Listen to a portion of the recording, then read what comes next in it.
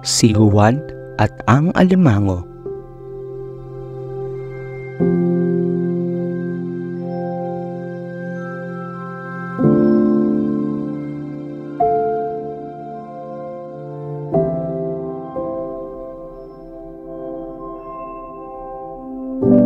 Si Juan ay isang batang may katamaran at may kahinaan ang pag-iisip.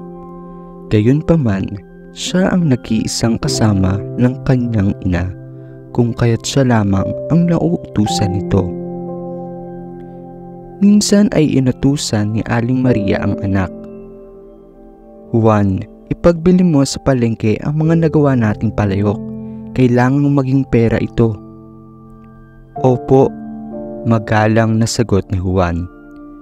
Bumili ka na rin ng alimango para ulam natin sa tanghalian. Opo, sige inay, haalis na po ako, sabi ni Juan. Mag-iingat ka, huwag mong kalilimutan ang bilin ko. Umuwi ka kaagad ha, huwag kang pupunta kung saan-saan. Ang bilin ng ina. Susundin ko pong lahat ang inyong utos, inay, wika ni Juan. Sa palengke, madaling na ipagbili ni Juan ang mga palayok. Naku, mabuti na lang at mabilis na ubos ang mga palayok, wika ni Juan sa kanyang sarili.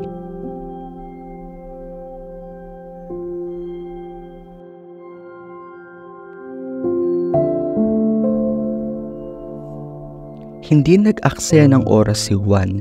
Bumili agad siya ng isang taling alimango. Bitbit ang mga alimango. Masayang umuwi si Juan at pasipol-sipol pa siya.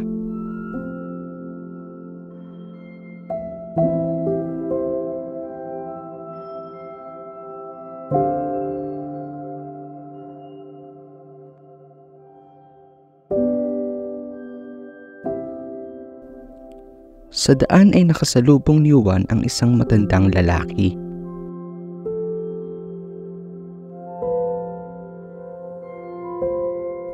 Naku iho, maaari mo ba akong samahan sa pinakamalapit na center? Ako lamang ay naliligaw at ang aking apo ay doon nakadestino, sabi ng matanda.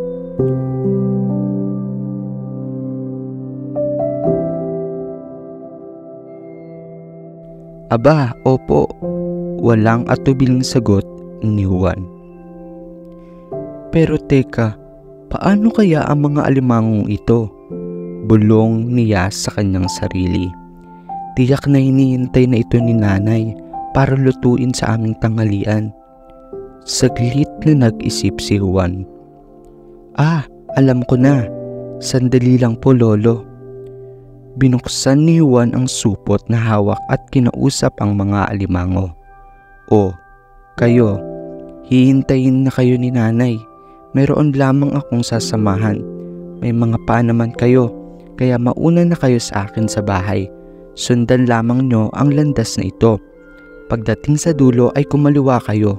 Makikita nyo ang aming hagdan. Akyatin nyo. Matutuwa si nanay kapag nakita kayo. At pinakawalan ni Juan ang mga alimango, saka sinamahan ang matanda. 2:00 na ng hapon nang makabalik si Juan sa bahay.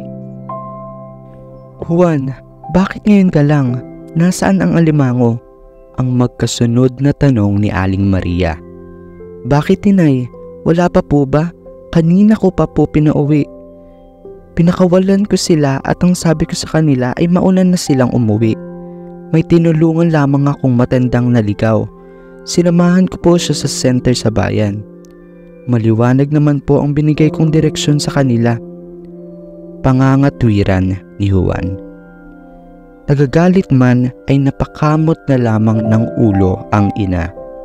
Labis naman ang pagtataka ni Juan kung bakit hindi pa nakararating ang mga alimango sa kanilang bahay.